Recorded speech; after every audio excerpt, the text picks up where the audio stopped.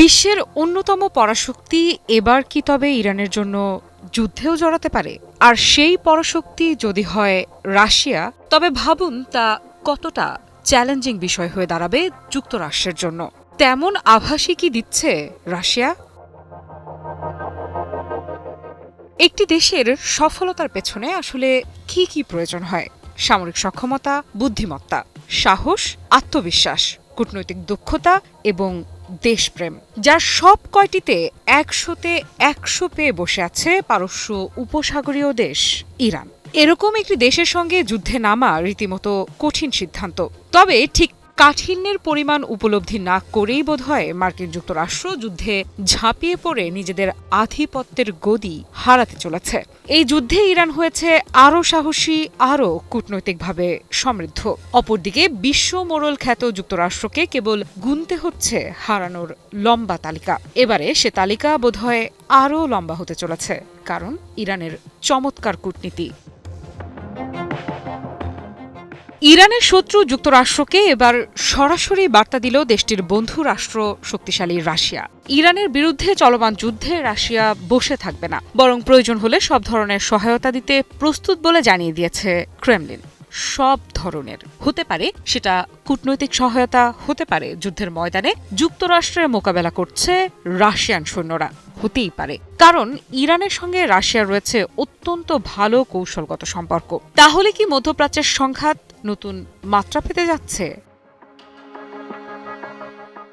রাশিয়ার পররাষ্ট্রমন্ত্রী Sergei Lavrov এক টেলিফোন আলাপে স্পষ্ট করে বলেছেন, ইরানের বিরুদ্ধে যুক্তরাষ্ট্র ও ইসরায়েলের আরোপিত যুদ্ধ বন্ধে রাশিয়া সক্রিয় ভূমিকা নিতে প্রস্তুত। শুধু কথার কথা নয়, মস্কো বলছে শান্তি ফিরিয়ে আনতে যা যা দরকার সবই করতে পারে তারা।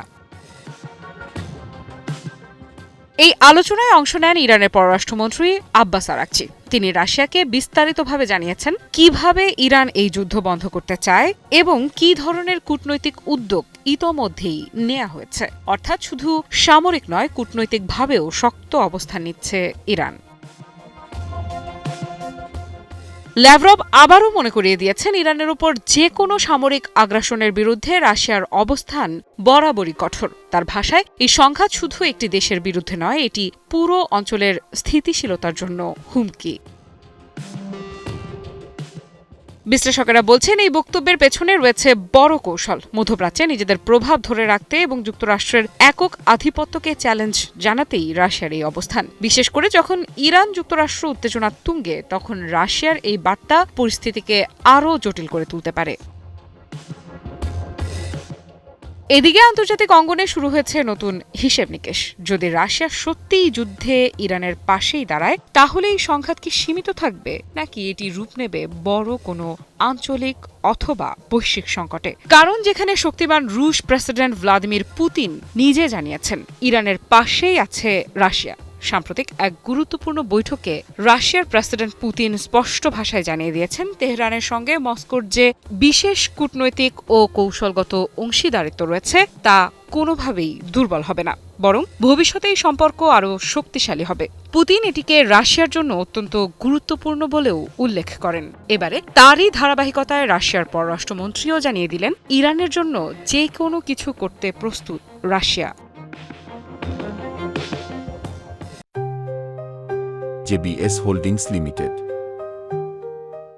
রাশিয়ার এই সব কিছু করার ঘোষণা কি কেবল সতর্কবার্তা, নাকি সম্ভাব্য কোনো বড় পদক্ষেপের ইঙ্গিত? উত্তর খুঁজছে বিশ্ব, আর সেই উত্তরের ওপরই নির্ভর করছে মধ্যপ্রাচ্যের ভবিষ্যৎ।